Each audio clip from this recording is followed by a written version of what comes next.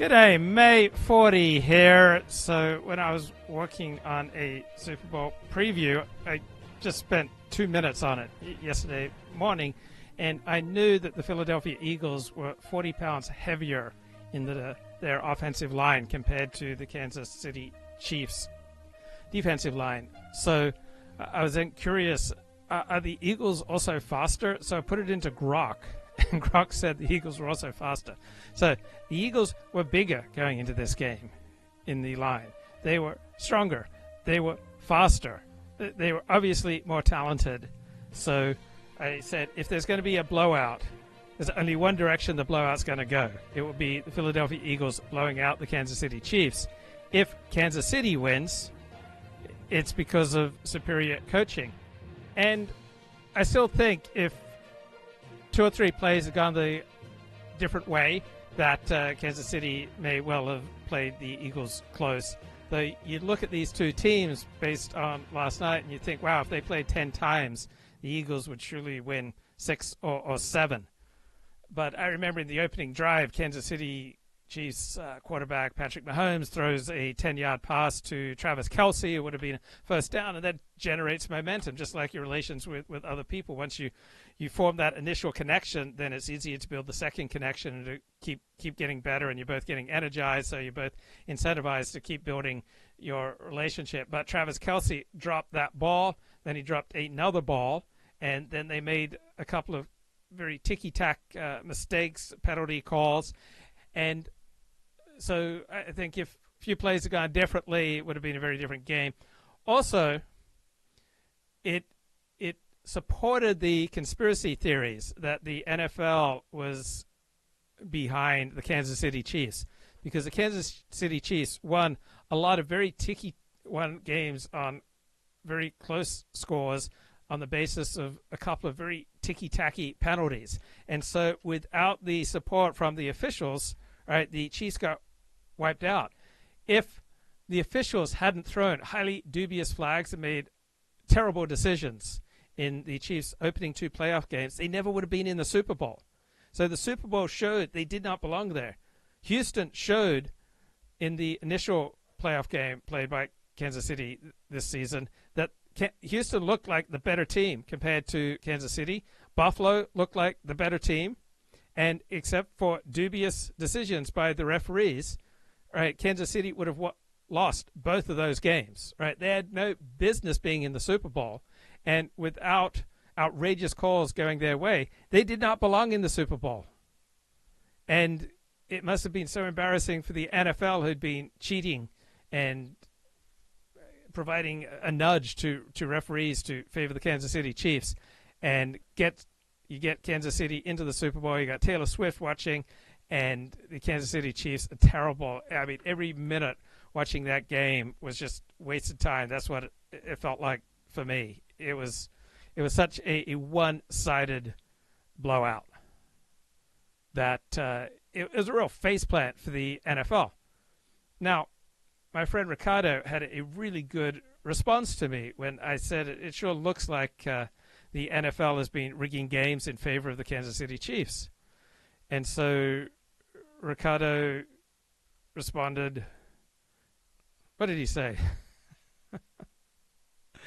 So Ricardo said, man, this sounds like a conspiracy theory without evidence. All the experts from the NFL have debunked this misinformation. So he's having a go at me, because sometimes I believe you can believe your lying eyes, and sometimes you can't. Right? There are times where common sense is all you need. Sometimes you just need to see things, recognize different groups have different gifts. Right? You can take that to the bank. That is an excellent way to understand life.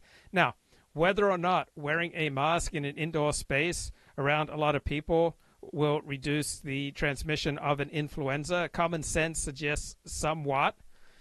How do vaccines work? All right, you can't figure that out from common sense. Now, you can show me videos from the 2020 election count in November and say, oh, obviously this was stolen. And you can't figure out election fraud just by looking at some videos. So Josh Allen, when the Buffalo Bills had the ball, they were driving in Kansas City Chiefs territory, and it was 4th down and 1 yard and less than a yard, and Buffalo Bills quarterback Josh Allen takes the snap. He goes left, and he clearly made a first down, right, by at least a third of a football. That is an example where you can believe your lying eyes, right? You can believe your eyes. There are certain things in life where you can believe what you see, and then there are other things where you need to know more, where you can't just rely on your eyes and what you think is going on. So sometimes you can figure things out on your own, right? Sometimes common sense will get you to truth more quickly than peer-reviewed studies. And sometimes it won't, right? There's not some magic key, iron rule. So is there Luka playing, is he making his debut tonight for the Lakers? So that's at 7:30 p.m. Man, that is exciting. I can't wait. So the chat says Luka's Lakers debut. That debut is what we'd say in Australia. Debut is what we'd say in America. In Australia, we say aluminum, aluminum is what you say in America. All right, you're probably wondering, what does John Podhoretz and the Commentary Magazine crew have to say about the Super Bowl? Unless you were an Eagles fan. I loved this game. Really? And I am not an Eagles fan.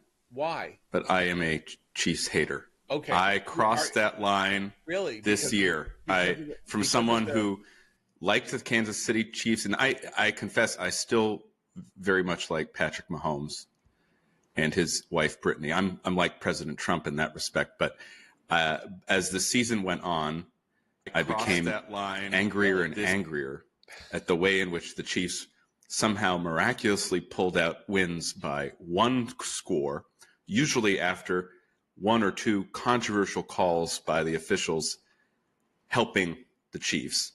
And so for me, this Super Bowl, which, as you say, John, the Eagles started strong and never let up, was like a great weight being lifted from my shoulders and restored my faith in the National Football League, which, along with the Constitution of the United States, is the most important institution in my life. So those two things now emerge from the game stronger than ever, because the Chiefs were denied the three-peat. Okay, so but this is actually, so let's talk about the healing and repair of the National Football League. You are saying that order has been restored. Yes. This is not going to be some kind of an oligarchy run by the Chiefs in collaboration with Taylor Swift. With Taylor Swift. Okay. Yes. Right. Yes. Okay. And the refs and all that.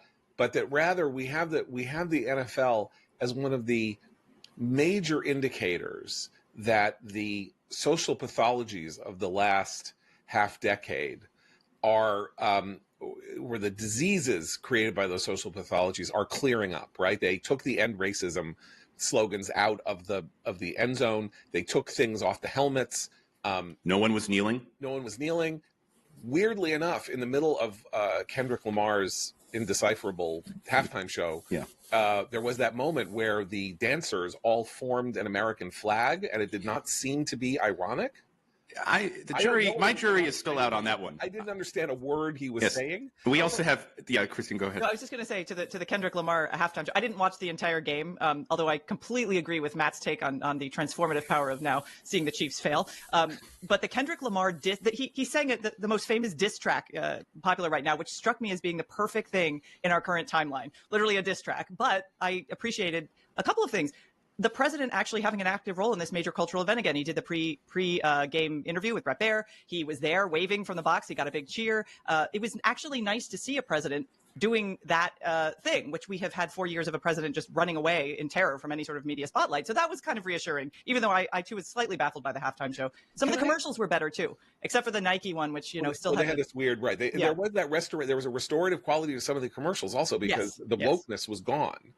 It's been 4 years of wokeness, and the only wokeness that was present was an African American girl in 2025 would beat a jock from 1985 in flag football if they magically ended up in the same timeline, right? That was a weird Nike. So instead of there being trans men, so there was no way in the world I was going to watch the halftime show. That wasn't even in the realm of possibility that they would choose someone just on such a low, disgusting, repellent level to do the NFL Super Bowl halftime show was a horrible choice by the NFL. Like, who on earth was looking forward to this gross, incompetent thug, Kendrick Lamar, to perform at the Super Bowl? It was incredibly repellent.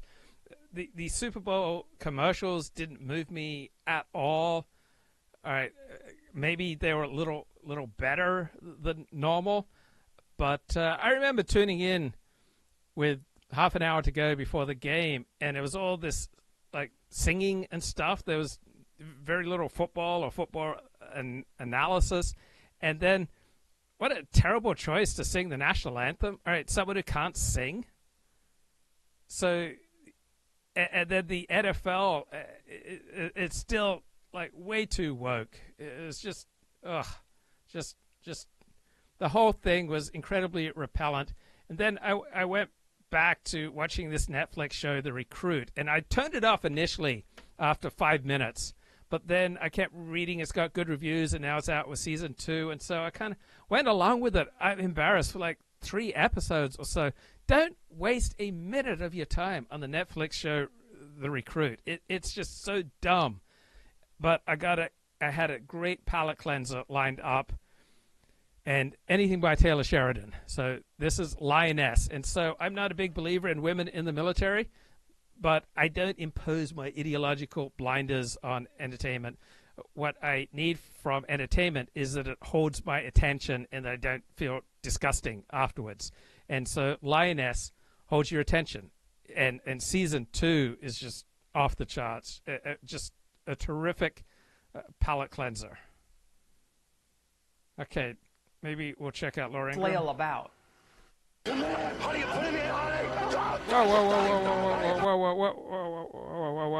Yeah, you can't do things that are going to give me copyright problems. And this same ugly fate is befalling today's Democrat Party.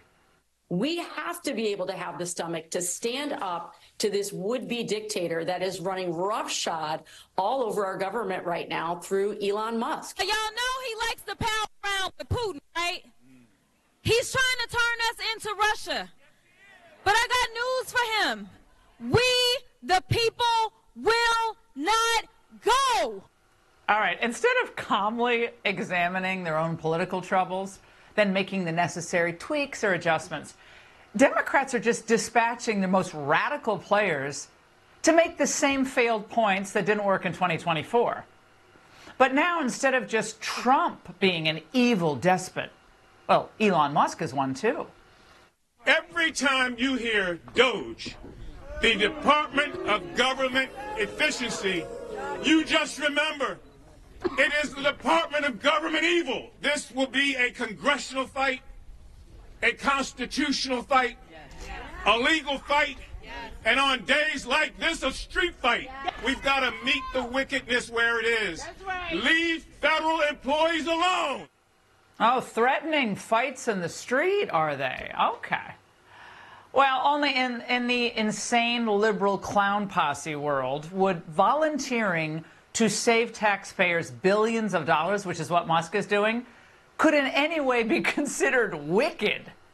But Democrats feel that they found their footing, with Vox proclaiming that their anti-Trump resistance may finally be waking up, focused on Musk's methodical and swift disemboweling of federal bureaucracy. Leah Greenberg, a top progressive organizer, has said, if you don't create friction, then the American people don't understand exactly how bad and how dangerous this is. Ooh. Now, you can expect weeks of AstroTurf activists showing up to protect the corruptocrats who are burrowed into every agency of our government. Your fight, my fight, our fight, and we will win this fight. Are you ready to say no to Elon Musk? Are we going to fight? Are we going to win? Is this our country? Shrieking for big government. Well, today it was the Consumer Financial Protection Bureau, which gets its funding via the Federal Reserve. Now, to give you a sense of how partisan that place has become, in December, its chief rushed to file several lawsuits against the payment platform Zelle, JP Morgan Chase, Bank of America, and Wells Fargo, alleging this amorphous... All right, these are bad optics by the Democrats. All right, these are not the type of people you want carrying your water. Come on, guys, bad optics. Check your optics. Failure to protect consumers is ridiculous, and it amounts to another shakedown of business by anti-capitalist crusaders. That's all it is.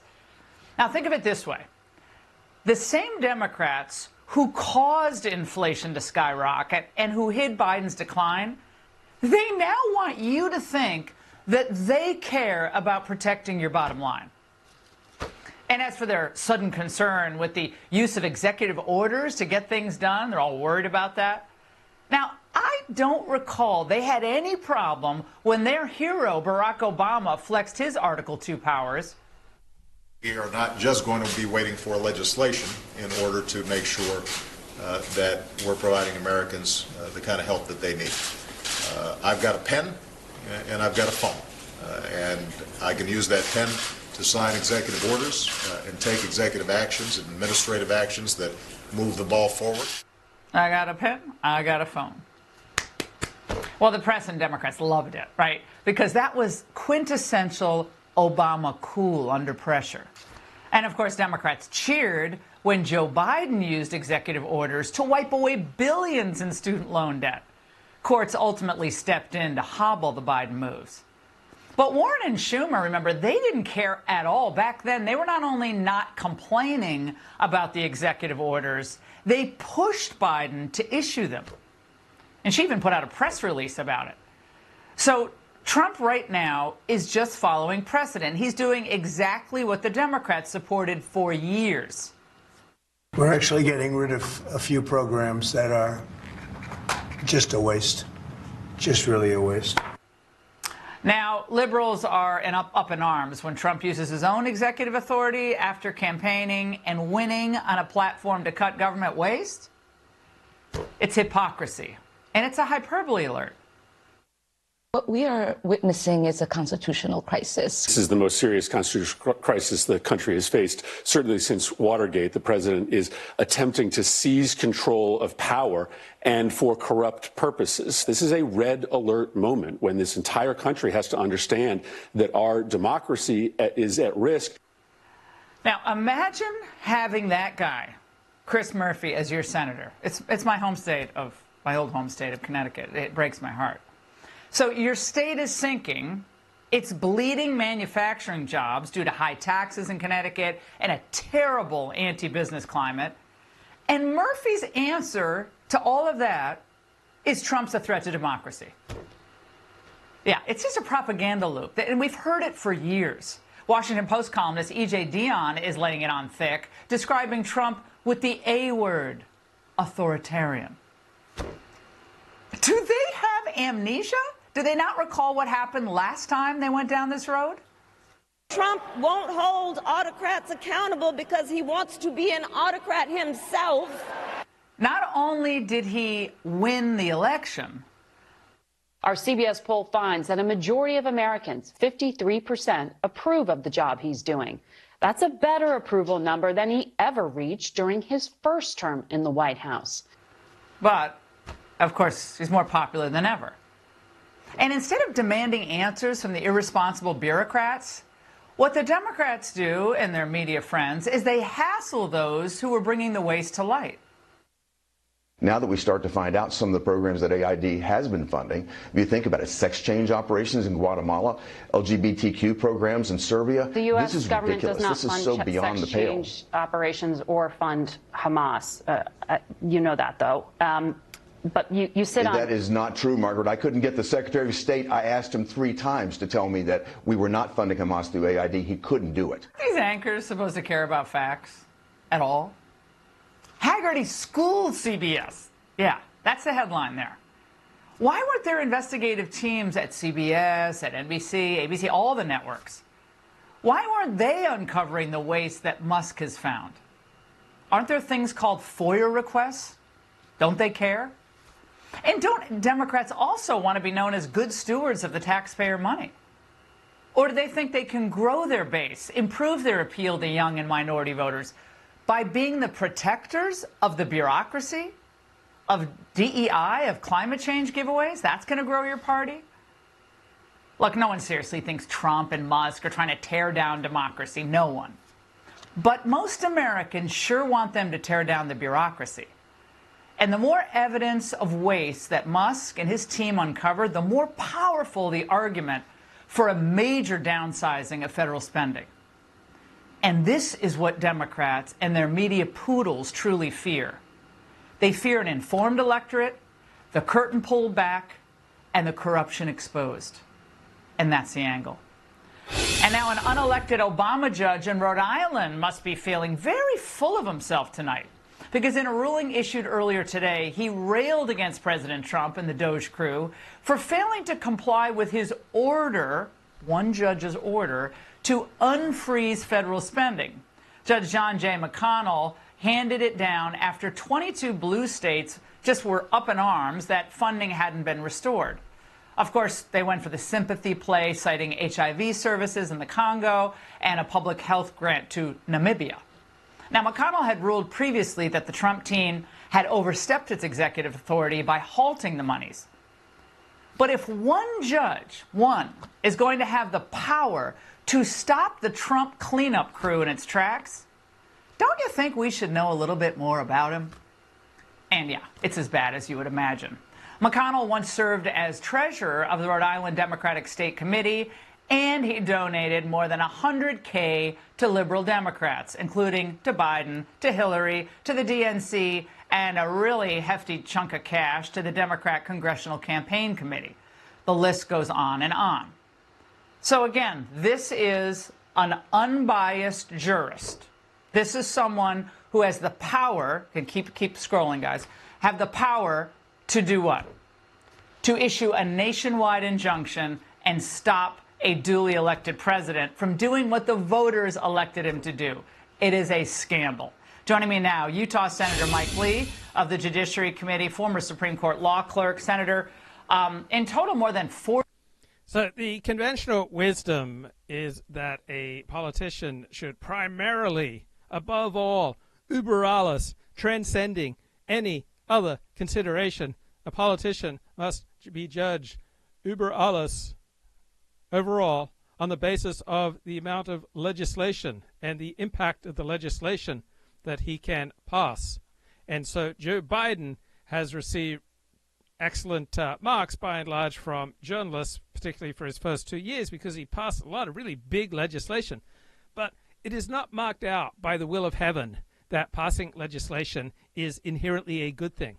Sometimes passing legislation is a good thing. Sometimes it's a bad thing.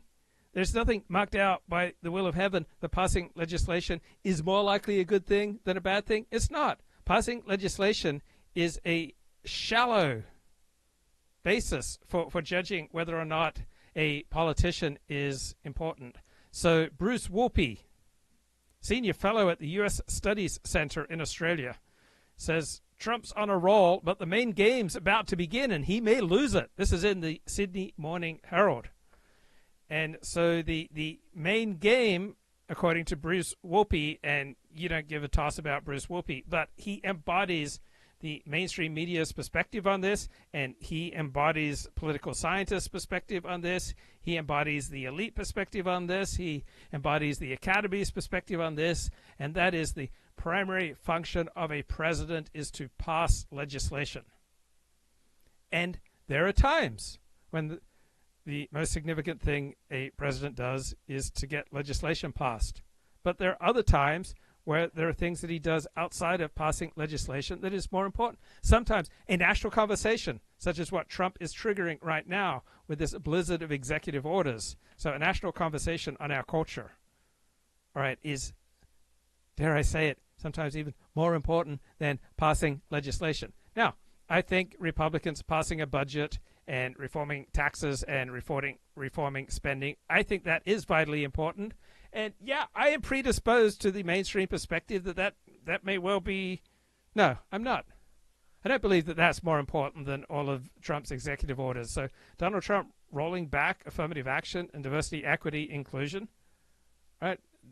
To me, that may be got an open mind. I'm not, Mr. Political Science. I got an open mind. That may be, just as Christopher Caldwell saw, the most significant thing that Donald Trump is ever likely to do.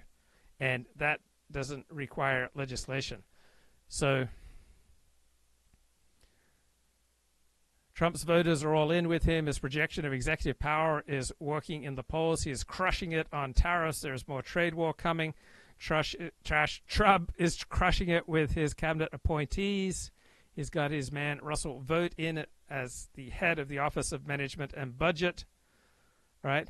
So these are all huge issues, Bruce Whoopi writes, and the only reason you should care about this is that this embodies the expert consensus, the mainstream media consensus, the Academy's perspective. These are all huge issues, but they're not the main game. The main game is whether Trump can govern, can succeed in governing, and governing is defined as passing legislation. So even though Trump controls both the House and the Senate, he's on the brink of losing it. Congress must pass 2 emergency measures or everything else comes to a crashing halt. So on March 14, the authority granted by Congress to fund the government lapses. So I'm not sure that this is inevitably the most important thing for a president, for a politician, is to pass legislation. Right? This is not a parliamentary system where people just lock in behind the party, and if you have enough votes to be the Prime Minister of Australia or England, then you can pretty much count on 100% support from other members of your parliament, of your party in parliament, so you can pass all the legislation that you want. So this is how he concludes. If Trump fails in Congress and cannot govern, Trump cannot control the country. Right? So much idiocy there. If Trump fails in Congress, right, Congress also fails, America fails. It's not just Trump's failure. And the notion that governing is strictly defined by passing legislation strikes me as an incredibly narrow perspective. And then this notion that Trump cannot keep control of the country. Right? We're not in control. Trump is never going to be in control of the country. The United States is a country of about 350 million people. One man is never going to control it. Control is an illusion. We're not even fully in control of our own lives. If we're able to manage ourselves, right, that is a huge accomplishment. But we don't control our lives, and we certainly don't control other people's lives. And no president and no politician controls an entire country. Not even a dictator of the Soviet Union. You'd think a dictator in the Soviet Union, man, that guy's got control. But when his peers in the Politburo in Soviet Union did not approve of the way Nikita Khrushchev negotiated the Cuban Missile Crisis, they got rid of him. They ejected the dictator. You think, how could other people remove a dictator? Well, they did in the Soviet Union. So even dictators do not have 100% control, right? Saddam Hussein did not have control of Iraq. He had some control of Iraq. The biggest Ayatollah in Iran, right, has some measure of control in Iran, but there's so much in Iran that he doesn't control. You see all these kids walking around like knocking the turbans off religious scholars in Iran. Iran's an interesting case. It's overwhelmingly inclined towards the West. It has about the lowest rates of attending mosque of any Middle Eastern country, but it's run by these traditional extreme Muslims. So Trump will not control America. He'll have some influence over America. No politician will ever control America. All right, New York Times. Trump's actions have created a constitutional crisis. Scholars say, well, I would warrant that these are liberal scholars, and if you're on the right, you'd probably say Trump's actions have created constitutional opportunities. Right? You can look at what's going on in the courts right now as a crisis, or you can look at it as fantastic opportunities. So many constitutional scholars have concluded that the nation faces a reckoning as President Trump tests the boundaries of executive power. News media loves that term, a reckoning, as though we can learn in one test, right, up or down. It's such a simple mano a mano fight. It's a reckoning. But this is going to play out for months and years. And Trump's not going to lose every single one of these. And Republicans have something like, a 6-3 advantage in the Supreme Court. So I suspect that the Republicans will do okay as these cases move through the courts. And well, at least they were trans female women athletes. they were female athletes. But the amount of wokeness was gone. I think there is a reason to be disappointed, extremely disappointed in the deracination or the de-ethnification of the ad that was intended to be the statement against anti-Semitism. Yeah, that was odd. Tom Brady and Snoop Dogg fake yelling at each other, and then it's like, we don't hate, which is really not what stand up to anti-Semitism is supposed to be. Which sponsors the ad. Jews. Yeah, it's at the card. I just hated the ads. I just loathed the Super Bowl from the time I turned on about 3 p.m. So about here on the West Coast, about 35 minutes before the Super Bowl began. I had it playing in the background while I was listening to a podcast on conversion to Orthodox Judaism. But from the time I turned it up, I just loathed it. And those Tom Brady ads against hate are incredibly moronic. And I don't recall being this repelled by a Super Bowl presentation. I'm shocked. I confess I missed all this because I didn't watch, but I mean, Snoop Dogg's a defender of Farrakhan. Well, that's maybe why they. Who knows? It's bad. But Abe, you did watch the halftime show. Yes. Yeah. Are we right? But I might as well not have because it was completely indecipherable to me on every level. But to talk about Trump, so it is time for me to deliver my daily report on Matt's and my least favorite podcast. This podcast is really a commentary on that other podcast. Yes, the NPR Up First podcast, where Jean-Baptiste is very poorly singing the national anthem, playing the piano beautifully, but really a very odd choice in the sense that he's not really a singer and it wasn't really well sung. But of course, they're playing along, and then the Jumbotron in the stadium flashes to Trump. So I've now watched the clip and listened to what happened. So the Jumbotron flashes on Trump, and there is a huge ovation. It's a roar in the stadium. But according to Up Next, yes, it was very mixed. There were a lot of boos. That's the liberal press commentary in print as well. There were boos. Right. So I assumed that this was correct. Yeah, and according to the Drudge Report, Trump met a mixed reception. But I don't think my lying ears are deceiving me here. I did not hear a mixed reception for Donald Trump, but I just had an additional thought on this New York Times story. Trump's actions have created a constitutional crisis. Remember Rahm Emanuel and his edict, never let a crisis go to waste. You need to juice every crisis to try to get as much done for your side as you can. So do you think if it was a Democratic president who was taking this much action, it would be called a constitutional crisis? No, it'd be presented by the mainstream media as this wonderful opportunity to remake our system so that government can start working for the people. Right? That's what would happen right now if this was going on from the left.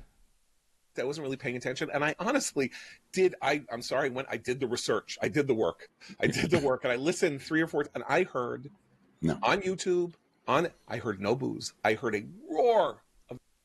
Okay, Secret Service didn't have anything better to do than spend $20 million on a Super Bowl ad. I wish they'd spent that money hiring competent people and doing a much better job of protecting Donald Trump. Right? I was repelled that the Secret Service spent so much money putting on some schmaltzy ad. Right? Why not spend that money doing your job? Right? Why not spend that money on being more effective, more efficient? Given how horribly the Secret Service has performed vis-a-vis Donald Trump. Right? You notice Donald Trump will get the DEI Secret Service during the campaign, while Joe Biden's Secret Service detail was all white. Right? All big, strapping white men. But Donald Trump got a bunch of losers coordinating the appearance in Pennsylvania where he got shot. Right? So the Biden administration channeled the DEI losers to look after Donald Trump's security, while they kept the big, tall, strapping, competent white men to look after Joe Biden. Thanks a lot. Of enthusiasm for Trump, which, I mean, anyway, it doesn't really matter. Well, it may have been the reporters booing. maybe that's what they are writing about. Yeah, right. But I've listened to it multiple times as well, and it's not necessarily a huge cheer. It's a fascinating sound. It's just this roar. Whoa. Right. It's acclamation in a way, but which is, I think, even larger than him. It was just like, as Christine was saying, for this event, as you say, right, the only other comparable event that unifies all Americans is probably Thanksgiving now, and the 4th of July to some extent. But the Super Bowl is so much larger. I mean, 2/3 of the country watch it. And to have him there amidst all of the kind of pageant. So why does 2/3 of the nation watch the Super Bowl more than any other event? Because it's a fight. It's a brutal fight, right? Fighting compels attention. Donald Trump, in large part, compels attention because he's constantly fighting. If I wanted to have a higher rating show, I'd just be constantly fighting with people. You'd have blood sports, right? Give people blood sports, right? That's what they want, right? And they will flock here in the thousands. And patriotism / nationalism of just the NFL, right? The flyovers, the flags, the national anthem, it fit together. And I think that was kind of what the crowd was responding to, not so even much the figure of Trump, but the larger national sense and pride. Yeah. And of course, Elizabeth Warren then had to go and tweet last night that it was inappropriate for Ospreys to be, or Blackhawks and Ospreys to be doing an overflight over the Superdome because, of course, of the accident in the Potomac, and that this was disrespectful to the victims of the accident. And she's having a bad weekend. It's crazy. She's having a bad weekend. The agency that she incepted is essentially in a kind of we'll talk about this a little later, but in a completely ingenious way. He's bitterly clean. Choked to death by OMB. It's an astonishing, actually, I mean, as a piece of political gamesmanship, and we could begin with the creation of the.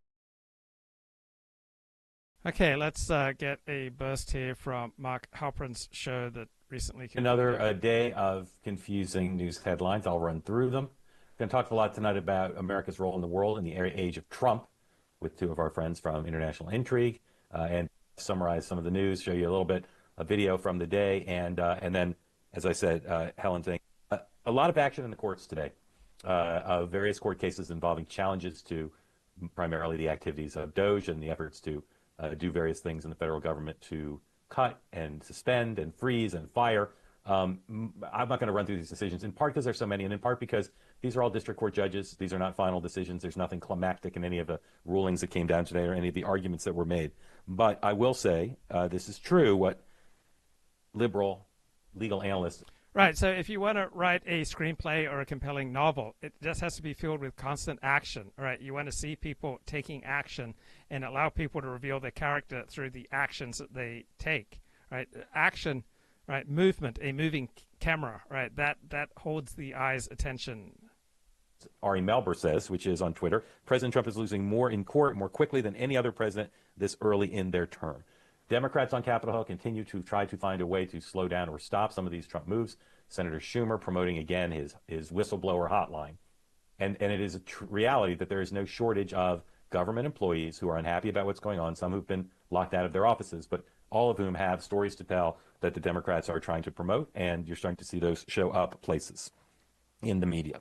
Senate is still expected to, late tonight, pass the cloture vote on Tulsi Gabbard to be the head of the DNI, to be DNI, I should say.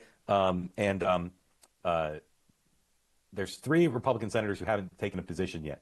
You take a look at the Senate right Lots now, of people around J.D. Vance have said that he's going to be the nominee in 2028 because he's going to get Donald Trump's endorsement. And if you game out sort of how things are going to go, assuming Vance continues to stay on Trump's good side, and right now, as you'll hear, Trump is very keen on J.D. Vance, thinks he's done a great job. People in Vance's world say, well, Trump will endorse and that'll clear the field. Other Republicans who would like to run for the nomination in 2028 say they don't think Trump's going to endorse it. If he doesn't endorse, while Vance would have some advantages, he wouldn't have a lock in the nomination. So you can interpret Trump's answer however you wish and game out when he's asked by Brett, are you going to support Vance? Some people believe this is a horrible moment for Vance. Other people say it's just Trump giving a normal, sensible answer. Hey, 2028 will take care of itself, but let me tell you how great J.D. Vance is. Instead, he said, no, he's not my heir. So if Trump could take it back, maybe he wouldn't answer that way. Maybe he'll get another crack at it. But that answer runs counter to what I was hearing all weekend from sources about sort of where Trump's head is at and what's likely to happen. So we'll see. Premature, of course. Lots of order. regarding the hostage situation in Israel. And he said that if the Israeli hostages are not released from Gaza by noon this Saturday, then, quote, all hell is going to break loose. So, Helen, what's the status of the tenuous or not deal between the Palestinians and the Israelis regarding not just the hostage release, but the other dimensions of the deal? I mean, in short, yes, the US can absolutely deal with the hostage situation in Gaza right now because they are really the only player that's still able to exact any sort of outcome in the situation. And I think Trump has really gone out really hard on this issue and shown that the US has leverage and is able to affect a change. So I think, the status of where things are at is we need to separate the sort of Gaza situation in terms of the, what did he call, like in Gaza Lago, or sort of rebuilding Gaza versus the hostage situation. I think they want to resolve the hostage situation first and ensure that the Israelis, hostages, and others who are there are able to get out before getting to the details of the actual rebuilding of Gaza, or the US, rebuilding of Gaza. Jeremy? Exactly. That phase two is, how do we remove Hamas from power? How do we remove the Israeli military from Gaza? These really tough sequencing questions. And so I guess Trump's, flagging the idea of the US taking Gaza, it would have hit those talks just, like a bombshell. It would have been. You on the call have seen the movie The Apprentice, which came out, I think, late last year, and it did. Yeah, terrific movie. Watch The Apprentice. You'll understand Donald Trump better. It's about his relationship with Roy Cohn. Around, and it's got a couple of Oscar nominations.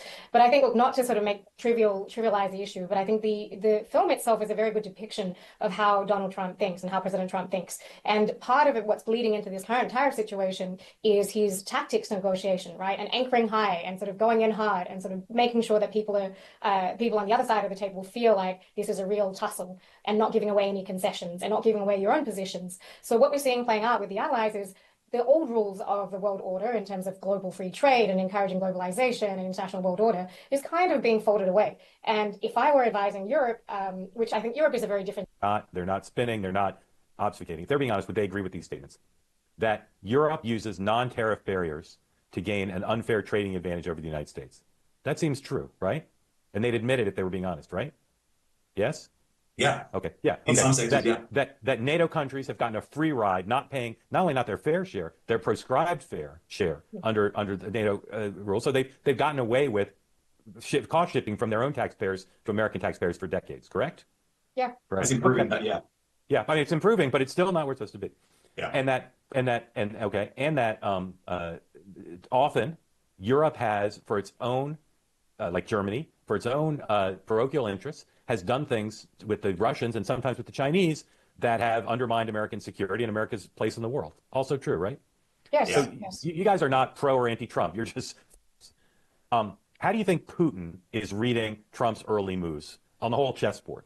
Is Trump projecting strength to Putin? Is Putin thinking Trump is going to be an easy target, that he'll settle the war on Putin's terms as opposed to Zelensky's terms? How do you think Putin is viewing the first 3 weeks of Trump? Look, I can go first, Ellen. Yeah. I think Putin will be alarmed on two fronts. One, on the battlefield. There are Ukrainian troops still occupying a big chunk of Russia in a region called Kursk. They've been there for 6 months, and Putin, a supposed superpower and a strongman, can't even eject the soldiers of his smaller neighbor from his own turf. That's on top of almost nightly destruction of his oil facilities. He's bleeding his sort of rainy day fund. He's in a lot of trouble, and I don't see it getting better. I just see it getting worse and worse. His industrial base is just destroyed. Then Trump arrives, and I think part of Putin's hope was that, just as Trump had promised on the campaign trail, he was going to find a deal. And the fact of promising a deal would have been, a potential face-saving, life-saving off-ramp for Putin. He might, keep his gains. He's occupied parts of Ukraine, and then, invest time in rebuilding what he's destroyed. 800,000 casualties, an economy in ruins. But Trump, as is so often the case, has been unpredictable and wily and said multiple different things. And I think that's leaving Putin and his advisors a little alarmed. There's talk of the US doubling down on support for Ukraine. There's talk of the US doubling down on ramping up its energy production, which would push oil and gas prices even lower, which would decimate what's left of Russia's ability to finance its war. So I think... the US administration. So this is analysis of China's wary reaction to Donald Trump. But I think they're also very worried on the international stage. But I actually think, that with the US withdrawal from the international stage, there are elements within the Chinese system that are very happy about that. For example, with USAID pulling back, they're now de facto sort of the soft power and development assistance on the ground in a lot of these global majority countries that have been the battleground for sort of hearts and minds for the US. So in some ways, I think she's trying to find the opportunities in this current state of what they see as chaos in sort of the democratic parts of the US and looking for opportunities. Jeremy? Yeah, I would just add that Xi himself has a lot of problems back home. His housing market might have incinerated up to $20 trillion in value as it just keeps going south. It's just brutal what's happening there. So against that backdrop, modern history of China, as well as common sense, dictates that President Xi really wants stability abroad so that he can focus on addressing his real economic and therefore potentially political challenges at home. And the reality is, I think Xi tossing up between a Harris presidency or a Trump presidency. I think with a Harris presidency, he might have got more of the same, which is, if not a welcome trajectory and approach from the US, at least a predictable one. Whereas with Trump, I think he sees, every day a new tweet, a new policy, a new executive order signed in the Oval Office. Each one of those, Royals markets sends his advisors scrambling to think up a response. So, I think Xi. Someone I know who's. So Mark Halperin is floating a story here, which sounds like a terrible deal to me, but listen to this. A very experienced hand in foreign policy said to me, have you heard about these discussions between China and the U.S. in which they make a deal on tariffs and trade? The U.S. takes over TikTok. The U.S. gets China's permission to take over Greenland, and Xi gets Taiwan. I said, that's the most ridiculous thing I've ever heard. Like, no, that's not going to happen. And this person said, no, like, this is something people are talking about. So I didn't do anything about it because I have real life to live and it seemed ridiculous. Then someone in Washington who's very close to the president, they're not a foreign affairs person, but they're very national security, but they're very close to the president, asked me about it out of the blue. He said, hey, what do you know about this thing? And they repeated it virtually verbatim. Deal on trade, deal on TikTok, deal on Greenland, and China gets Taiwan without having to invade. And again, I said, there's just no way. Like, forget democracy, semiconductors, like there's just no way. So again, I did nothing about it. Then last night, or maybe during the day yesterday, a friend of mine, also a civilian, but very well connected around the world, emailed me and said, hey, have you heard anything about this deal? And it was the exact same litany. I mean, it was almost like this is like Mission Impossible, and it's like a practical joke on me. Exact same. So I ask you, could there possibly be anything to that? I mean, this is a modern equivalent to those chain emails that you're meant to forward on to like 20 or so people. Right, exactly. I think, being in DC, I'm here in DC, and I will say my limited time being here in 3 years. That are going on right now, that's not. Right, it just doesn't sound like a good deal. We get Greenland, but they get Taiwan. Not getting a lot of coverage. And then the last thing is, like, do you believe, like with the Ukraine invasion, do you believe, like in the long run, the NATO's expansion strategy did more to weaken or help strengthen Europe's security in the long run? Great questions. All right, I'll answer the unitary executive one real quick, and you guys can take the second two. I never predict judges and justices. You've heard me say it before if you're a regular here. I think that it's possible that there are 5 or 6 votes on the Supreme Court for that perspective on some of these cases. And you can read the op-ed page of the Washington Post and the New York Times or of the Wall Street Journal and hear legal experts indignantly say there's only one answer here. Well, there's not. There's legal arguments on both sides, and we won't know, I think, until we get to the Supreme Court. But there's I think a decent possibility that if President Trump's lawyers are good, that they'll win in the Supreme Court on some of these cases, and they'll remake the way the executive works, just as they remade what people's perceptions were about criminally charging a president.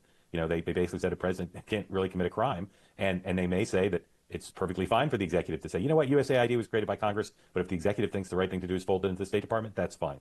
So I don't think we know, but I don't think either side has such a clear-cut argument. All right, now, Jeremy, Helen. Denounce it. It sounds.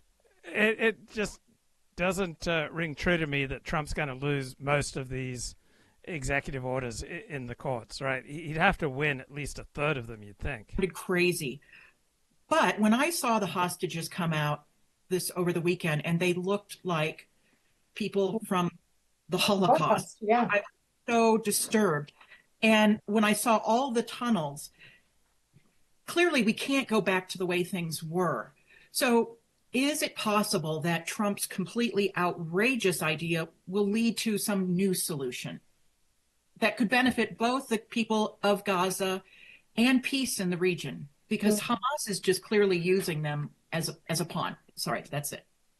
That's a great question, Suzanne, and thank you for asking that. I think something has to change, right? On both sides have lived through generations of cycles of violence that then you go back to peace talks and then the both sides talk and then there are people coming in from other Arab states where the US gets involved, but then it comes to the same sort of resolution. And when 7th of October happened, I think we saw this cycle repeat itself. So to your point, Suzanne, I think Jeremy and I talked about this earlier prior to this show. I think something has to change. The reset button that Trump has pressed means that he'll pull in a lot more of the Arab states' involvement, whether they want it or not, because it is their region, and pull in sort of investors like Qatar and other sovereign wealth funds in the region who may be able to invest in Gaza and rebuild it, or with US investment as well. I think my only caveat there is I am worried about the lack of ability for the Palestinians to return. So this is often talked about. Well, if the Palestinians return, then the war returns. The agency in the first place, it's really, even if you love it, it's sort of fantastic, because again, it shows this is not an amateur hour second Trump administration. Like they are understanding the innards of the workings of government and how to use them in a way that, we were distressing. Well, sort of. I mean, if they really understood, I mean, perhaps they understand how the current bureaucracy is constructed and constantly like kudzu spreads. But if they cared about the constitutional separation of powers, for a lot of this stuff, they would ask for temporary authority from Congress to do what they're doing. But the CFPB is very special. This is why it's so genius. That's why it's genius. Right. Because the CFPB, right? Well, even I haven't figured out how USAID is structured. I mean, it receives a congressional appropriation, but it's considered an independent agency. It was never incepted by Congress, USAID, right. though it is funded by Congress. It's funded by, so there is some gray area there, right, that I think they've used in order to shove it into the State Department and rejigger that. And of course, a lot of it has been suspended because of these judges who are also very active over the weekend. But the CFPB, of course, was created as a fully independent agency which receives its funding not from the Congress, but from the Federal Reserve. Right. And so our friends, including Adam White. As it's, I assume he's an Orthodox rabbi who sometimes goes on Steve Bannon's show. So last week, while Prime Minister Netanyahu was meeting with President Donald Trump, Steve Bannon on his popular War Room show had me on as a guest to talk about the importance of this meeting. And at one point in the interview, he asked me to respond to those in the America First movement like Tucker Carlson who oppose U.S. cooperation with Israel in taking down the Iranian regime. Have a look at this clip. Rabbi, you have a powerful and rising part of the MAGA movement, and particularly on the America First national security policy, and that is, I would call the Tucker Carlson, Darren Beattie, Kurt Mills, and these are some of the smartest people we have in this movement, and huge followers of President Trump. And I would actually add Grace Chung, who runs our social media user, that there's not an insignificant amount, probably 50-50 of even the War Room posse, that is in the social media and in the chat rooms and talk about it all the time, that a tripwire for them. And if you mention war with Persia, if you mention even airstrikes on Iran or Persia, they literally say, okay, we can't do that. What do you say to those folks to say, hey, maybe you're not thinking of this? What would be your outreach to them to try to get them on board, where these are the folks that are saying, hey, too much of this is the tail wagging the dog in the Middle East. We don't really have a fight over there. It's not our. We hear Bannon, we hear Gaffney, we hear the jihad, the anti-jihad crowd, but we're not buying it. We still think the tail wags the dog, and we're adamantly opposed to this. Now, if Bibi, and you said it right there, and I agree with you, it's his life's work. He thinks he believes in his heart of hearts it's an existential threat, and I believe he feels that on his watch he has to take care of it. And we don't know how long his watch is going to last. So what do you say to that? What do you say to that element of the America First that's pretty adamantly opposed to this, sir? Well, first, what I said earlier, and that is that Iran's nefarious behavior is not limited to the Middle East. They're also... All right, so when you hear about somebody's nefarious behavior, right, that's on the basis of a particular hero system. And nefarious behavior towards whom? So Iran is not a nuclear threat to the United States. Also funding a lot of what's going on your southern border. and they're working very closely with the cartels. They are actively an enemy of America, not only in theory. I would also point to... So what percentage of our southern border problem is due to Iran? I don't see evidence that this is a strong component of our southern border problem. Right? If we simply put enough law enforcement and troops on the southern border, built a wall, right, would we not be able to keep out, everyone who shouldn't be here illegally, including Iran? So trying to say we need to bomb Iran to stop Iran infiltrating through our southern border, this does not strike me as a strong argument, and I am not unbiased here. I would emotionally love to flatten the Iranian mullah regime. I would just love to just bomb the Jesus out of them, right? But that's just speaking emotionally. How many dead Americans would I be okay with to fulfill my emotional desire to bomb Iran? 0, right? I am not willing for Americans to die because I can have an emotional catharsis bombing Iran. So bombing Iran feels great to me, absolutely feels great. But if you support the United States bombing Iran, how many dead Americans are you okay with, right?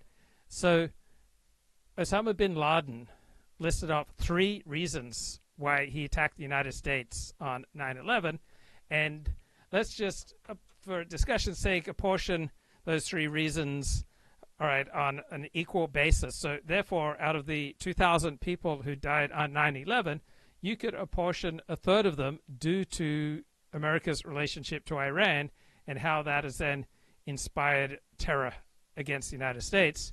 And then if you build in that our revenge after 9/11 of taking on Afghanistan, invading Iraq, cost the United States about $7 trillion, right, you could then make a case that our support of Israel has cost the United States not $100 billion, but over $2 trillion.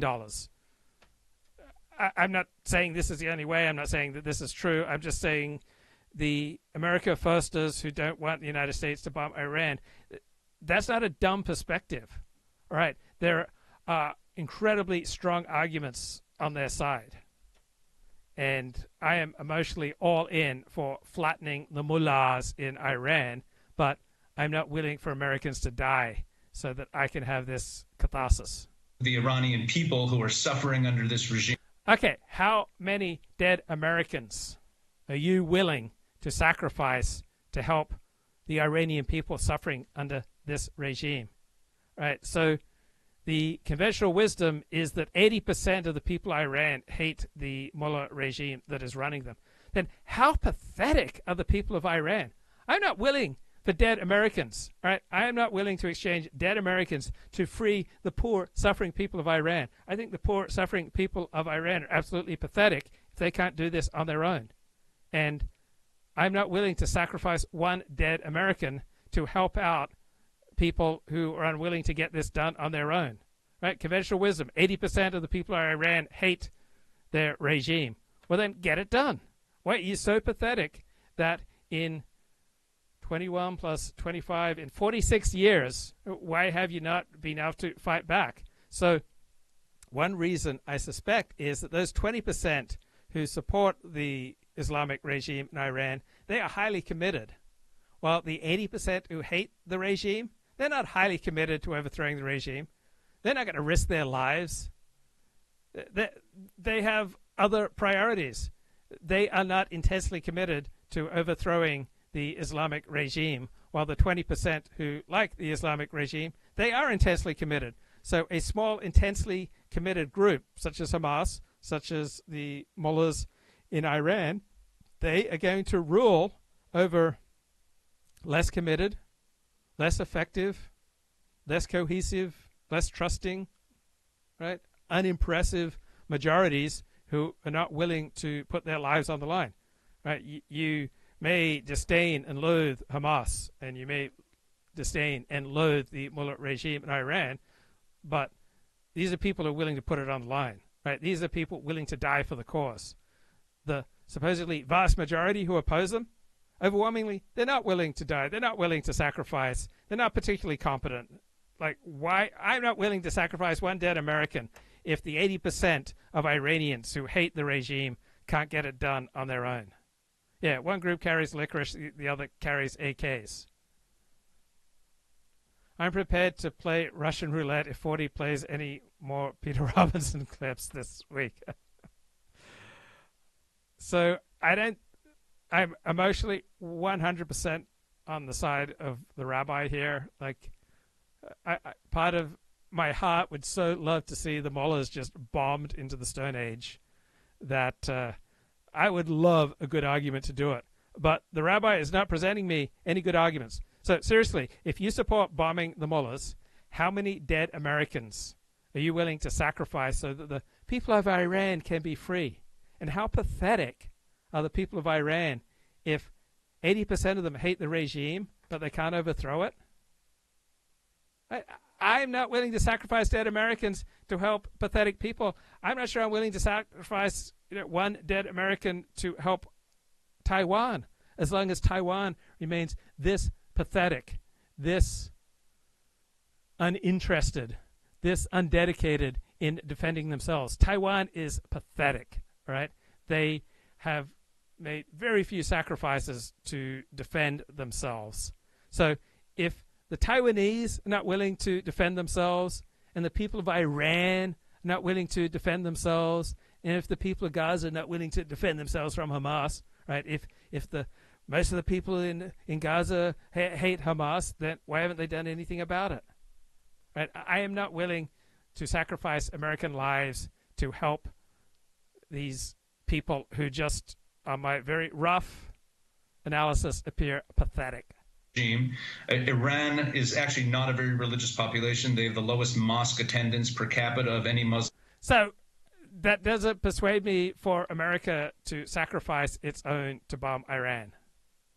Right? If we bomb Iran, Iran will unleash terror inside the United States. They already have death squads, terror squads in the United States, and they will disrupt life here. They will kill dozens, hundreds, thousands, perhaps tens of thousands of Americans. Right? And then the cost of policing against this kind of terror, right, will run into the tens of billions. I'm not willing to pay that price to rescue the glorious people of Iran who are too incompetent and too lacking in dedication to rescue themselves.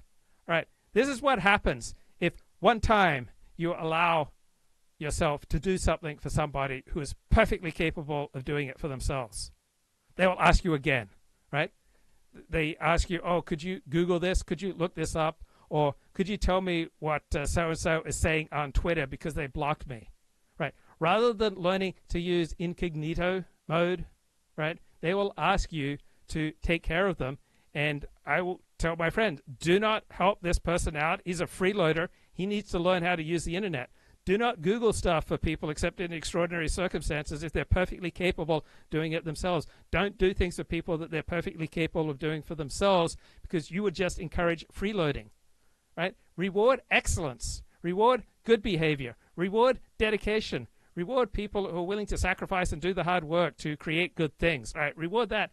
Don't reward pathetic people who are 80% the majority of their population, but supposedly they hate the mullah regime, but they lack the dedication, they lack the cohesion, right? They lack the effectiveness to do anything about it. I'm not willing for Americans to die to bail out the pathetic Iranians and the pathetic Taiwanese, right, who are unwilling to do the serious work to look after themselves. Muslim nation, and you have a suffering population that's actually quite pro-Western. And so how many Americans are you willing to sacrifice to bail out, right, to rescue these suffering Iranians who are too pathetic and too lacking in dedication to rescue themselves? Right? How many dead Americans are you okay with? How many billions of dollars are you okay with spending to bail out the passive, pathetic Iranians who are unwilling to take back their own country? And even pro-Israel that is suffering under the mullahs. And I don't really care how pro-Israel the Iranian people are when I'm thinking in terms of American interests, right? When I get into my Jewish side, yeah, obviously I'd rather they were pro-Jewish and pro-Israel. But even if the 80% of the Iranian people who hate the mullahs are super pro-Israel, right, I'm still not willing for Americans to die to bail them out if they're too pathetic to take back their own country. And much akin to the Lao Beijing out in China, but mainly I would also. I'm not willing for. I don't know who those people are in China, but I'm not willing for dead Americans to bail out whoever those losers are in China. Argue that you're just kicking the can down the road if you don't deal with Iran, and we have an opportunity. The regime is teetering. The regime is on the verge of. Okay, the regime does seem to be teetering. The regime does seem to be on the verge of collapse. It is really tempting. I got to admit, I would emotionally love to just bomb the Jesus out of the mullah regime in Iran. I would love it, right? And I love the idea that the regime is teetering. And so if you said 40, no American lives, we'll just drop a few bombs, this mullah regime will collapse and it will be replaced by Jeffersonian democracy, right? That would make me feel amazing. I'm not sure it is an accurate predictor of what would happen. Collapse and the time to change things. Why should we? Okay, if the regime is tottering, if it's ready to collapse, why don't the Iranian people take care of it? Why do we have to sacrifice ourselves to bail out people who are too pathetic to take care of their own destiny? I'm not down with that. Live in perpetuity with this Sharia supremacist jihadist regime.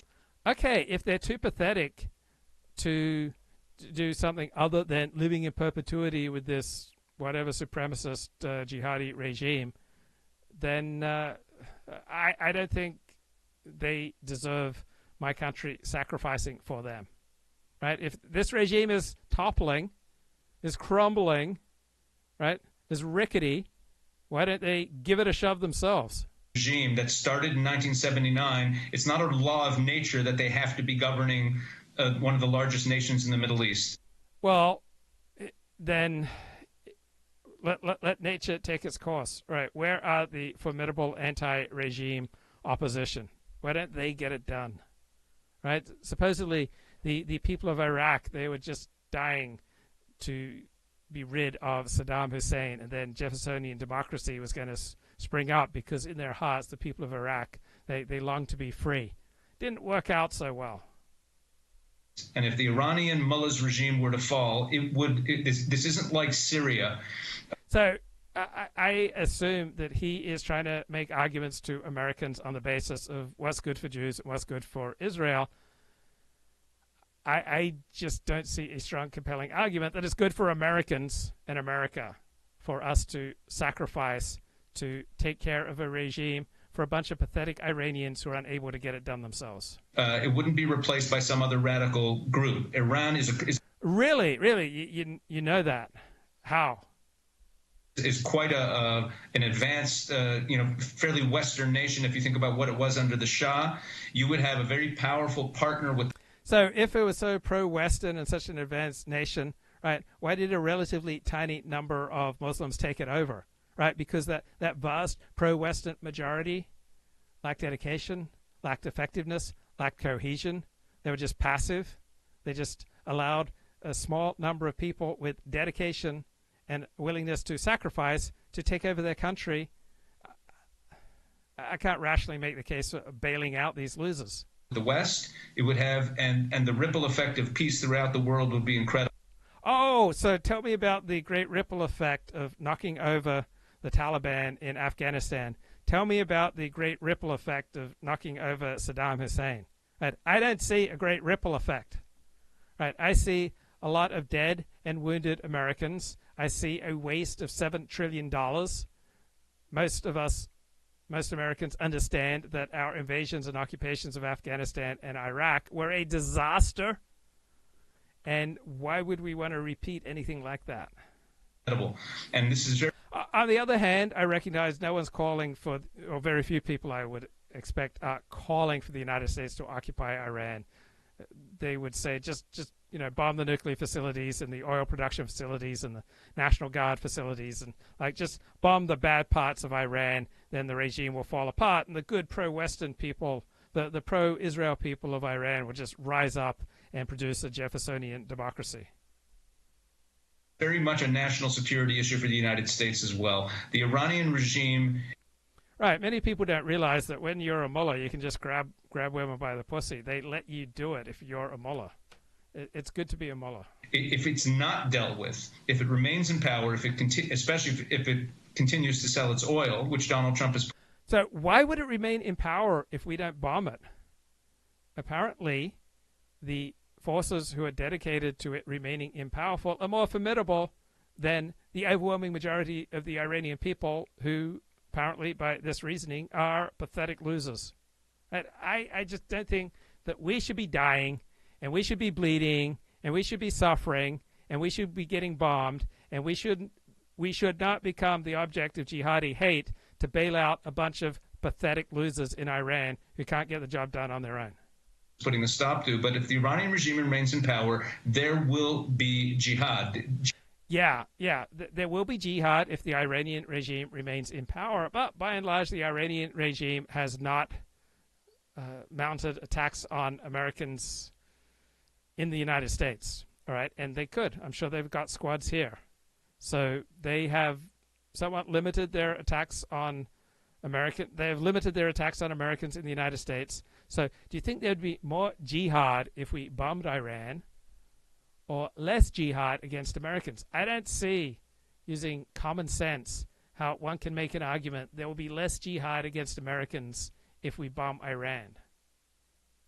It's just common sense that if we bomb them, right, they are going to unleash jihad on us. To me, that's just obvious, right? Much more jihad against us if we bomb Iran.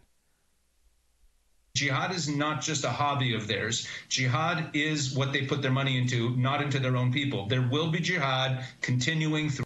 Amazing. The mullahs prioritize their own survival. Gosh, maybe that kind of bottom line thinking is why they are running the country, and the supermajority supposedly who hate them lack the clarity, the will, the strength, and the cohesiveness to do anything about it. Throughout the Middle East, throughout Europe, throughout South America, and into the United States. Yeah, I see that. So you can make an argument that if you take out the head of the snake, then all these other jihadi operations will wither away. So, okay, I recognize an argument there. In perpetuity, so long as that regime is in power. That's what I would say to them. I'll be sharing another clip from that interview in just a couple minutes, but just to understand what happened there. Earlier in the interview, I had mentioned that Iran does not only fund Hamas and Hezbollah and the Houthis and these threats. And Kip says you sound like John McCain singing his favorite Beach Boys song, Bomb, Bomb, Bomb, Iran. I am making the case against the United States intervening in Iran. How on earth does that remind you of John McCain? I'm a humble servant of the truth, right? I am such a humble servant of the truth that I'm telling you I emotionally would love for the United States to bomb Iran. I would love it, and I'm providing you with rational empirical argument after rational empirical argument about why that would be a terrible idea.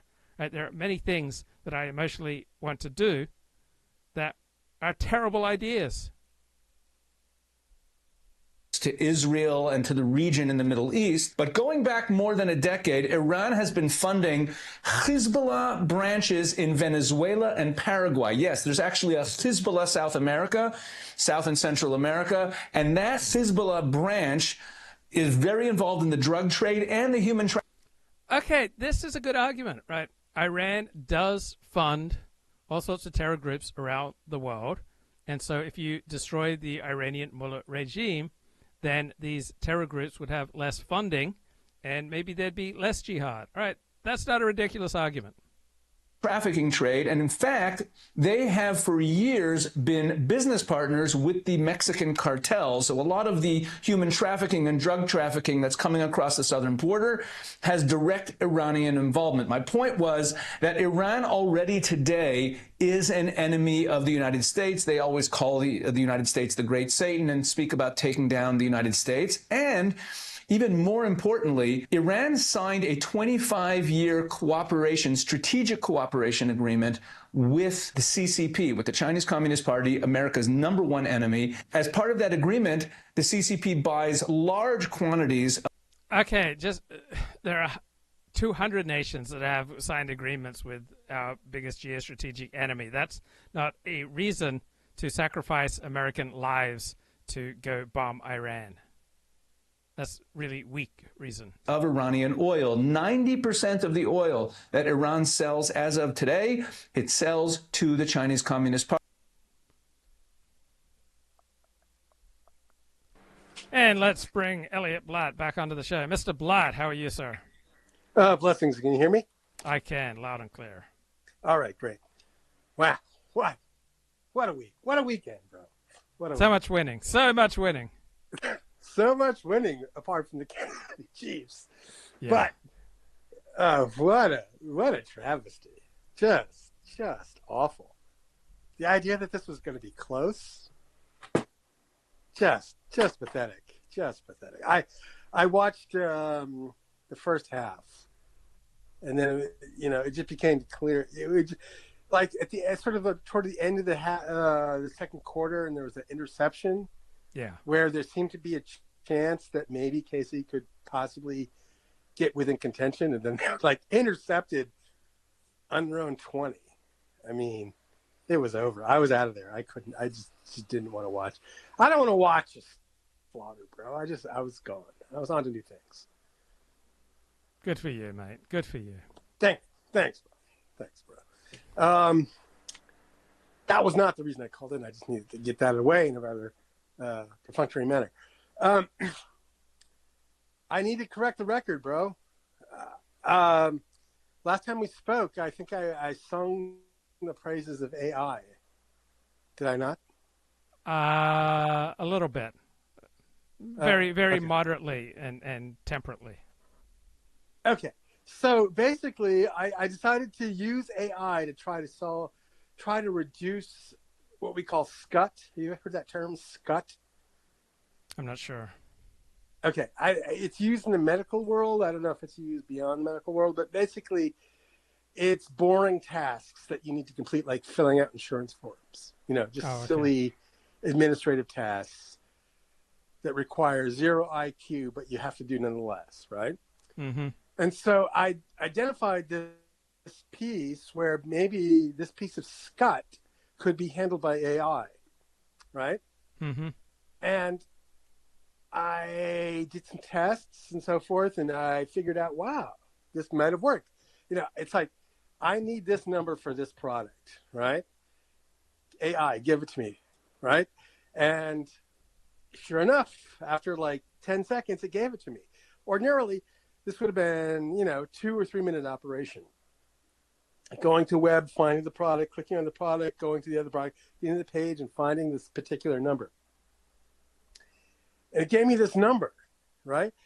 And I was like ecstatic because this was just an immense time saver. So I went from an AI skeptic to an AI convert in the matter of minutes, right? Okay. Yep. So I wrote this program that would do all of this AI shit and get me these numbers for like 650 records, right? So this 650 things would have taken me like 3 days, right? So I wrote this script that would do it in like an hour, and then I would have it, right? Mm-hmm. And I was just so pleased with myself because I thought, wow, this opens up this whole new vista, because now this whole layer of scut has disappeared because it can be automated. And so I did this, and then I got this, and then I got the spreadsheet, and then I decided, well, before I go with this, I better spot check some of these to see if they were accurate. I just trusted this thing implicitly. And I started spot checking. The first one, nope, wrong. Second one, wrong. Third one, wrong. I checked 10 in a row, Luke. They were all wrong. Every single one was wrong. AI, Luke, this thing that's supposed to like invalidate human endeavor, failed at 100%. My dreams are completely dashed. And had not me, a human being, decided just out of the sake of due diligence, decided to check the work of these AI algorithms, I would have just gone with it. And then at immense, which would have resulted in like incredible humiliation. So I gave AI a chance, bro. And AI failed. It's useless, Luke. Sell your stock in NVIDIA. Yeah, it's useless because if it doesn't do this, if you do this one particular task and it's unable to do this one task, then AI overall is just useless, right? Obviously, there are some tasks currently that AI can do, and there are other tasks that can't. This wasn't a matter of like actual quote unquote intelligence. This was a matter of can you just do this sequence of steps? And it was like it can't do it. It can't. It has no intelligence. It just gave you its best guess, and every single time its best guess was wrong. Right. So there are many. There is nothing here. There's nothing here. So if it doesn't do this one particular task, then there's nothing here. Did you know that people who invented the internet and people who invented rockets, they had problems too in the beginning? Luke, we're far past the beginning. We're far past the beginning. ChatGPT only launched in 2022, was it? Okay, so 3 years in, and I was using Grok, by the way. We're 3 years in. This is not a matter of intelligence, Luke. This is just a matter of, it didn't get to the level of intelligence. It got to the level of mundane information seeking. It wasn't even at the level of quote unquote thinking. So I don't know why you sort of you seem to be blindly defending AI or being your perennial Elliott skeptic that you are. You're not embracing. Yeah, I think the people who spend hundreds of billions of dollars know more about this topic than you do. Okay, so they've spent $100 million. Where are the results, bro? Where are the results? Seriously? Where are the results from AI? Where are the results? Yeah, literally. Actual real-world results. Where are they? Okay, right now I can put in what are the characteristics of Australian comedy, and I can get like 8 detailed points that I could not come up with on my own. Okay, how much is that worth to you, bro? How much is that worth to you? How much would you be spelling to know? How much would you willing to pay to know the 8 key characteristics of Australian comedy? I'd say it's worth somewhere between $1 to $5 to me. Okay. So after $6, you're like, no way, I'll just remain in blissful ignorance. I don't care. No, because it's not all about me. Accurate? So you think you know about $1 trillion industry because you ran one experiment. I mean, that's incredibly absurd. It's not about me and it's not about you. Right? This is $1 trillion industry. Whether or not it met your particular needs when you use Grok is completely irrelevant to whether or not AI has significance. Okay, you're asserting that's $1 trillion industry because that's what today's market makers have determined that it's worth, right?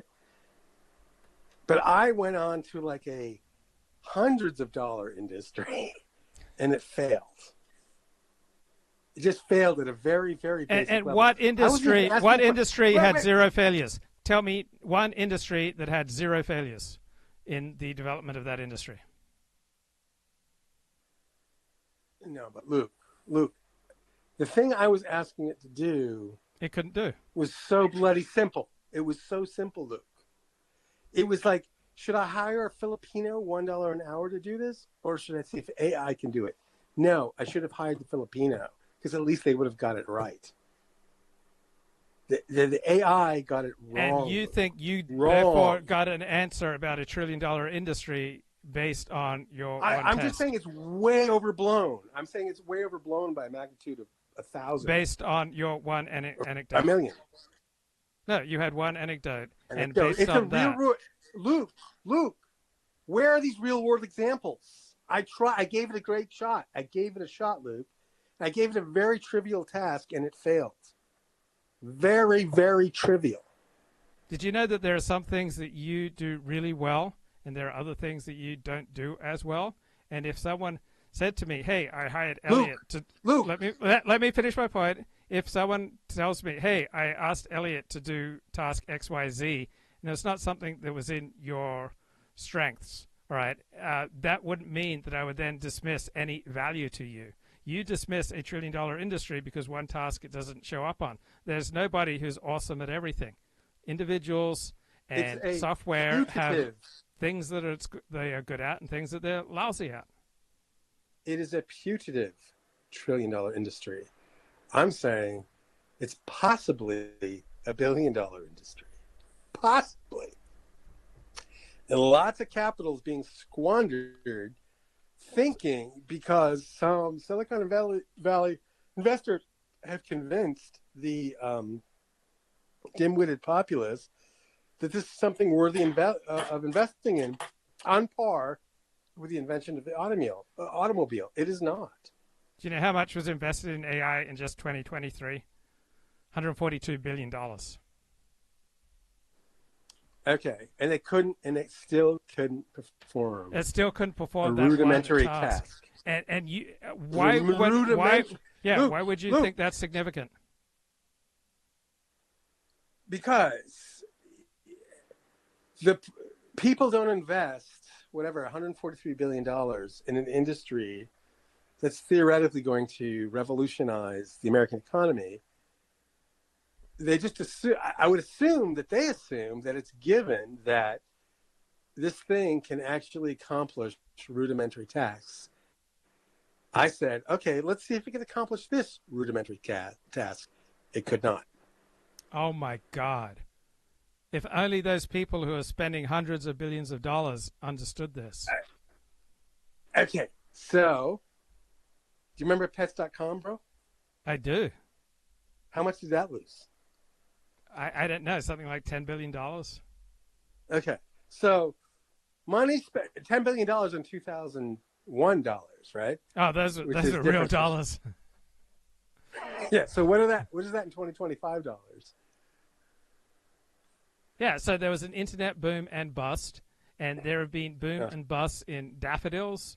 There have been booms and busts in religion and in oil. In pretty much every industry, it goes through booms and busts, and therefore. Okay, so because people invented I think you meant to say tulips. Because people invented through their entire net worth at tulips, right? It means that tulips were worth that much, right? Tulip bubbles don't happen because big brain investors don't make mistakes. That's what you're arguing, right? No, I'm saying my argument was that all industries go through booms and busts, and that there have been no industries that began on a basis of 100% perfection. Okay, so I don't know. I honestly thought you would see things my way, but you So I wasn't prepared for this much pushback, bro, but I think your pushback is ill-begotten, shall we say. Okay, you're still getting high off the Donald Trump experience? I'm still loving it, bro. I don't know where it's gonna go. It's like a roller coaster. We can't win like this for 4 consecutive years. I mean, it's gotta come to an end eventually, right? So I don't know. I think there are going to be setbacks. I think there are going to be some things where he fails. Yeah. So I live near VA hospital, and these are federal employees, and so I go out to my car today, and on all the telephone poles are these posters that say, "Don't resign, keep the faith, hold the line." Yeah. In a very small way, it's reached a little, there's a little political fault line here in my own little mini neighborhood. So, yeah, I don't know what to make of it. Maybe you didn't cover this, but I was totally expecting like a big balls show, and I don't think you big actually balls. put one on. No, I don't think I've talked about big balls. Yeah, I thought that would have been like a show unto itself. You seem to have bypassed. Yeah, a wall of silence. I've erected a wall of silence about big balls. I don't know why I'm refusing to face the truth about big balls. Do you think we should bomb Iran and just knock over this tin pot mullah regime? No, I do not. We are in complete accord on this one. Okay. So, how many Americans should die to protect Taiwan?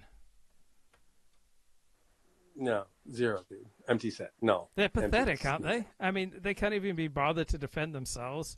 So why should we die to defend a pathetic people unwilling to defend themselves? It's just like people like that. Just they do not impress me, Elliott. Yeah, so what underlies this mentality? Why is this possible? Why are these? They think it's useless. They think that China is just so big and huge that China will take what it wants, and so there's no point sacrificing. And so we might as well just get by spending the least amount of money possible, so that the U.S. will come to our rescue. You just think that the Taiwanese assumed that the U.S. would America's going to bail them out, just like Europe. Europe refuses to defend itself, and because Europe assumes, America will bail us out if we need it. Okay, so what if America doesn't bail out? Let's forget Taiwan because it's too far away and too complicated, but let's say Europe. What if U.S. pulls out of NATO and Europe's on its own? What happens? Then there'll probably be more war, and the people who are unwilling or unable to defend themselves will get destroyed, just like in the real world. If people are unwilling or unable to defend themselves, they're going to get destroyed. That's the nature of life. So you're just a unrepentant, unmitigated Darwinist here. I am profoundly influenced by Darwin. Interesting, bro. Interesting. Yeah, it's weird. We used to have this expression, Eurotrash. You ever hear of this? Yes. And it vaguely connotes kind of like a European hipster that dresses well, but doesn't have much testosterone. Yeah. And they've just been riding on the back of the U.S. military protection for a generation or two. Yeah. And now they're living next to Russians who have not had that pleasure. It's difficult to contemplate, bro. This is a hard one for me. I'm not really, this may surprise you, bro, but I'm not really a international political analyst. I haven't thought deeply, this. So I don't know if I've ever presented myself as such, but yes, I agree with you. Like, it seems like people have been living in a dream for a long time, and this dream has been fueled by the largesse that the American military economic blanket has provided a lot of both people domestically and then countries in Europe have just now taken for granted. And now they're finally sort of recognizing the prospect that perhaps this blanket may be taken away. And this is what's provoking the outrage. Do you call hookers, escorts, or sex workers? Like, what's your preferred nomenclature? Like, I would like to order a hooker. Okay. Hooker is like old school. It just kind of shows my age. You know what I mean, bro? Yeah. It's like, it was like 1970s Taxi, you know, what were the other shows? Barney Miller. Right, it's like, right. that's, I just show my age. What do you think we should do about all those hookers out there who advertise their services, but they say no black men? Like, I think it's time for the Attorney General to intervene here. And if you're going to sell your sexual services, you are not allowed to discriminate against black men. Bro, they need to be canceled. Yes. They need to be canceled. Hookers need to be canceled. Why haven't these people canceled? Like, so many of them just make it so clear, no black men, because they think that they're more likely to be a victim of crime. They think that they got big dicks and are going to rip them up. They think they're going to get STDs. They think that there are like a whole bunch of bad things that happen, and they think that they're not going to get paid. And they're just so blatant in their racial discrimination. Or some of them even have a hang-up, even if they know they're going to get paid and the guy's a perfect gentleman. They just have some kind of racist, bigoted prejudice against servicing black men, and it fills me with fury. Bro, I'm from San Francisco, and the only thing I can say is one thing, and that is, love is love, bro. Love is love. And hookers are hookers, and they should not be allowed to discriminate against black men. Black men deserve to be able to buy sexual services just like anyone else, and it's time that our Attorney General stood up and did something about this. This is a matter for federal government, bro. Yeah, we need litigation. Exactly. Let's sue the hooker industrial complex into the ground and get reparations for all those black men who aren't being serviced.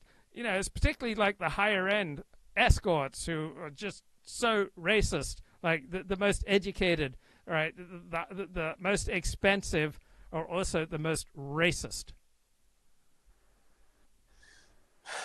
It's amazing how that goes. It sort of mirrors the non-sex worker life. Sad. Strange way. Sad. Yeah, it's sad. Okay, bro. All right, bro. That's all I got, man. Good Thanks, talking. man. Thank you. All right. Shalom. Okay, I apologize, Elliot. I cut you off in a hasty way, and I think I was pushing back a little too harshly. I wasn't as sensitive as I should have been to Elliot's observations about AI. Party. So this partnership between the Chinese Communist Party, America's #1 enemy, and Iran, and Iran's funding of nefarious behavior that directly impacts the United States' national security on the southern border should be enough for those who are America first to realize that the Iranian threat is not only a regional threat to Israel that the U.S. doesn't have any stake in. Iran is actually an active enemy of the United States. But then a couple minutes later, Steve Bannon asked the question in a different way to me. So do you think Iran would be an even more active enemy against the United States if we started bombing them? Or do you think they'd be a less active enemy? My spidey sense indicates they would be a more active enemy against the United States. I don't want to incentivize a bunch of jihadis to murder Americans. That's my main concern with Donald Trump's Gaza plan. It could very well incentivize dozens, hundreds, thousands of jihadis to try to slaughter Americans. I don't want to provide them with that incentive. He brought the topic back up and asked me again to respond to those in the America First movement who oppose U.S. cooperation with Israel in taking down Iran. Have a look. Gaza and Hamas and all that, that's a symptom of the problem, according to Bibi. It's not the problem itself. His problem, he thinks, is the Muslim Brotherhood, the financing, but the great Satan he's seen historically in his life is the Persians in Iran. And he's got one shot with an audience of President Trump to convince him to support him in a military play. Am I wrong in that? Am I just dreaming this? Or is that the purpose? This purpose of the meeting is not about the replace. Not about are they going to go back to Gaza or are they going to go to the Sinai Desert? Whether you're going to have any more, whether in Judea, Samaria, you're going to take care of Hamas. Yes, those are all elements of it. But the central thing is, and what Bibi's wanted to accomplish, and he needs an American president to have his back, and he thinks President Trump is the one that's the most logical and open to his, since the Democrats allowed him essentially to get a nuclear weapon, that President Trump, who thinks outside the box, is his best shot, even though he's got leading intellectuals like Tucker Carlson, like Kurt Mills, like Darren Beattie, and dozens and dozens and dozens of others to say this is a sucker's play. Is that not the pitch in the Oval Office right now that he's making, sir? Right. If I was being asked this, I would have to admit reluctantly that Tucker Carlson and company have really strong arguments for why America should not bomb Iran. Oh, it absolutely is, because on those other issues you mentioned, like Hamas ruling Gaza and what to do with some of these other issues, there's already agreement between the Trump administration and Bibi's administration. We know that already. The statements have already been made. It's on the Iran issue that I guess you could say we're not sure that that President Trump has been convinced by Netanyahu. But everything you're raising, Steve, speaks to the fact that there's a much larger issue here, which is, are we serious about the threat to Western civilization? Because the Sharia supremacists, the Qatar. Okay, asking, are we serious about the threat to Western civilization shows that you are not serious, right? Wars don't happen over civilization. Wars happen because different groups have different interests and they have different estimations of the relative power of each group. And so to settle the argument, they go to war. The idea that bombing Iran is going to defend Western civilization. How many battalions does Western civilization field? Right? How many guns does Western civilization have? Western civilization has 0 battalions.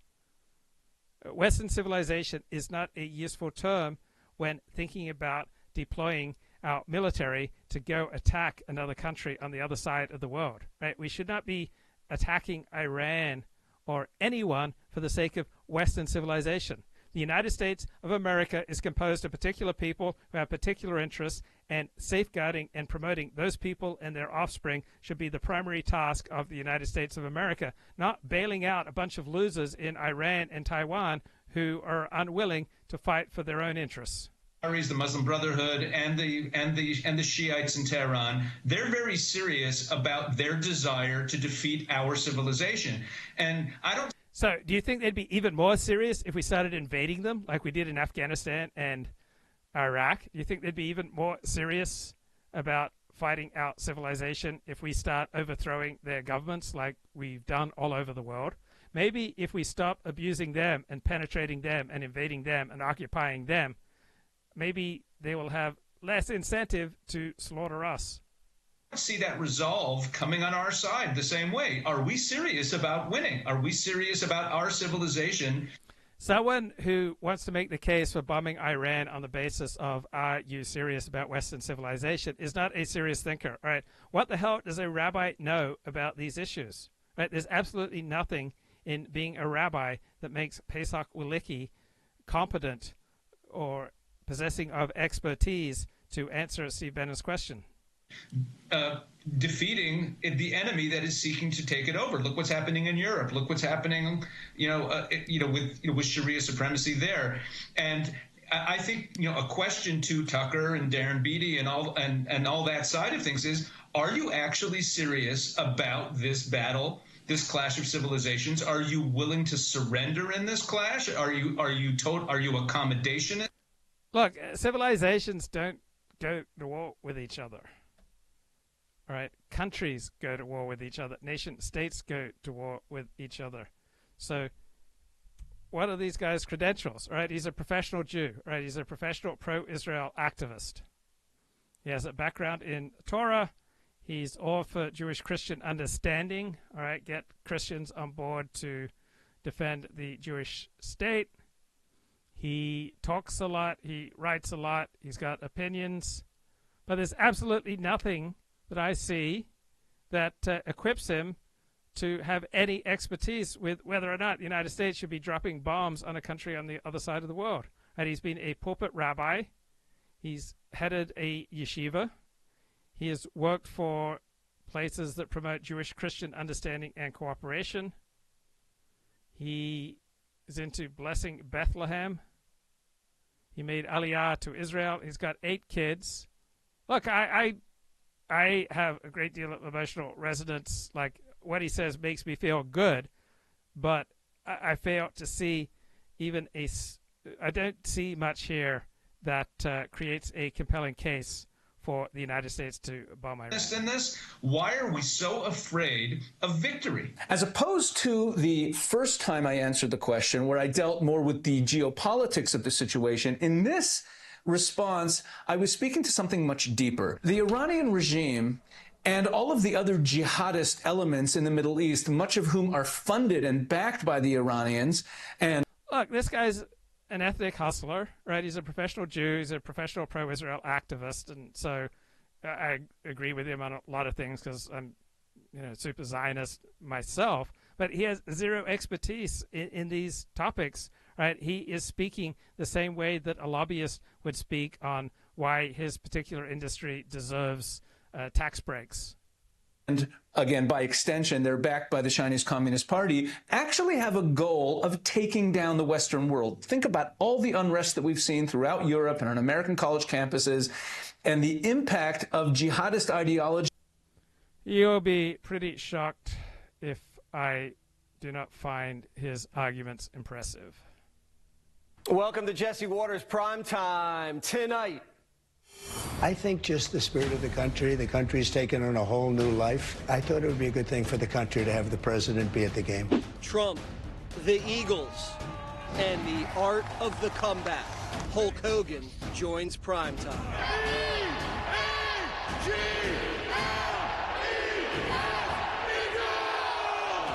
A positive net approval rating for Donald Trump. Again, whoa. Whoa, whoa, whoa. Common sense is becoming a little more common. He's just barreling downfield. The Democrats are nowhere. I think today Donald Trump is going to sign an executive order banning black people from halftime. How low can they go? This is code red. Plus, you said my money overseas, then you better go with that money because you're not doing no good here in the United States.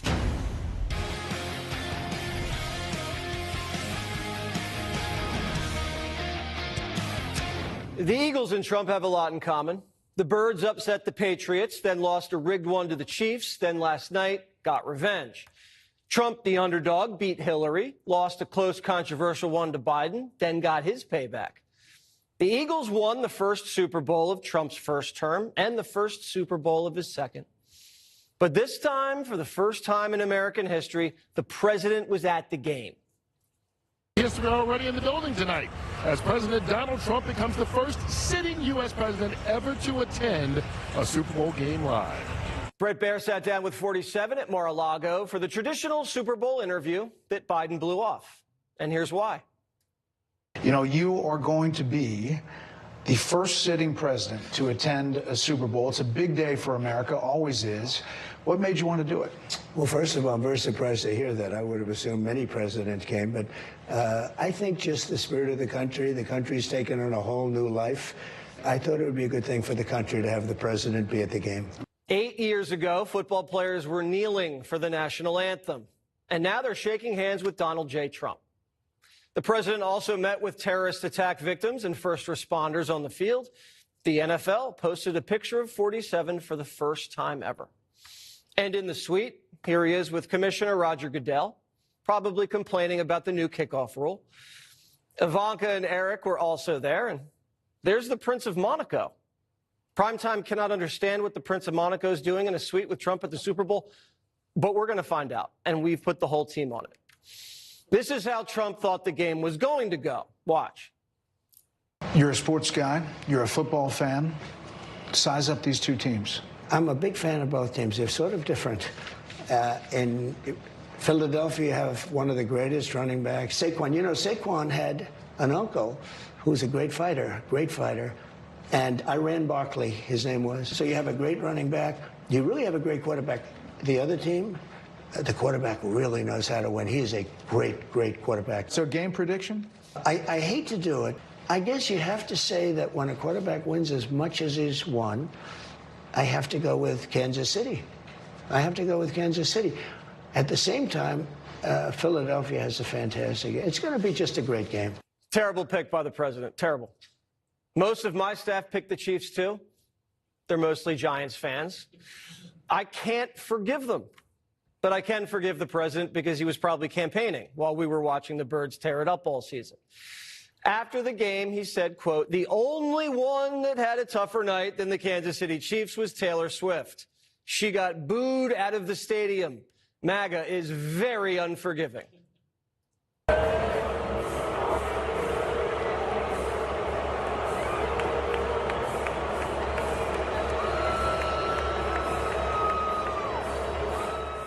According to a lip reader, when she heard the boos, she said, "What's going on?"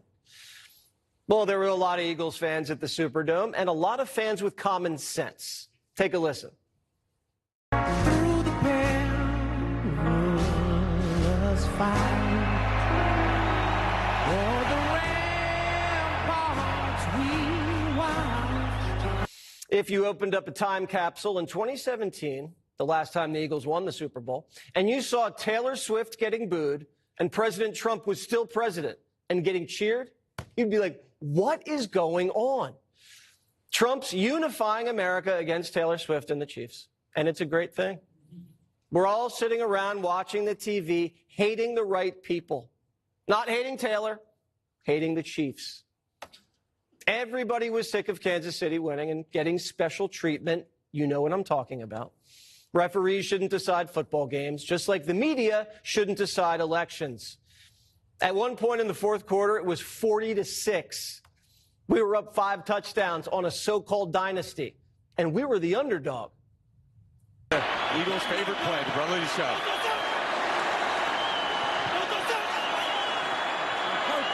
Stop giving me copyright strikes. Bloody hell, stop that.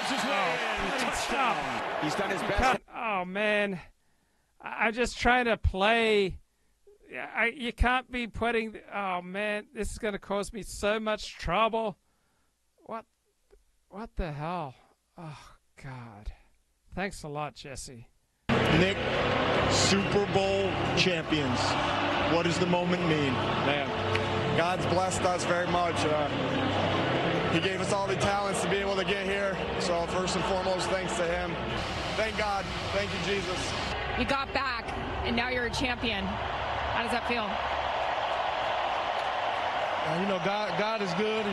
He's greater than all the highs and the lows. And I think, personally myself, I've just been able to use every experience and learn from it. The good, the bad, all of it, using it as fuel to pursue my own greatness. The highs and the lows, it's all a learning experience. And boy, have we learned a lot from the lows. We've been told what to do, what to say, what to buy, what to take, what to make. And the whole time, they made us feel bad about ourselves. They attacked our history, our holidays, our heritage, and tried to divide us by race, class, and gender.